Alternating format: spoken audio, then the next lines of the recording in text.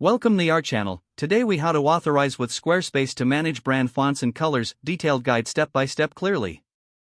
To begin, open your web browser and navigate to the Squarespace login page. Enter your credentials to log into your Squarespace account. Once logged in, select the website you want to manage. In the left sidebar, click on Design. Under the Design menu, find and click on Custom CSS. Here, to manage brand fonts, you will need to insert CSS styles. Identify the fonts you wish to use and make sure they are available. If you want to use Google Fonts, visit the Google Fonts website to select your desired font. Copy the link to the font you have chosen.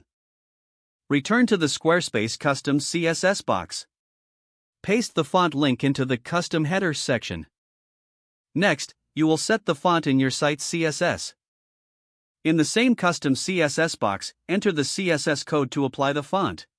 Replace the existing font family with your chosen font name. Now, let's manage your brand colors. Go back to the Design menu and click on Site Styles. Here, you will find options to adjust your site's colors. Select the specific elements you want to change, such as backgrounds, text, and buttons. Input the desired hex codes or use the color picker to select your brand colors. Make sure to preview changes to see how they affect your site. After finalizing your color and font choices, click on Save to apply the changes. Review your website to ensure that the fonts and colors reflect your brand identity. Lastly, make any necessary adjustments to achieve the desired look.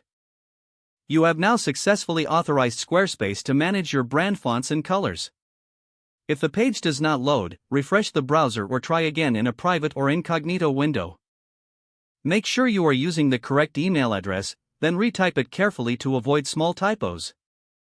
If your password is not accepted, use the reset option and create a new strong password you can remember. Check your spam folder for verification or security emails, then complete any requested confirmation steps. Enable two-factor authentication if available to improve account security and reduce unauthorized access risk.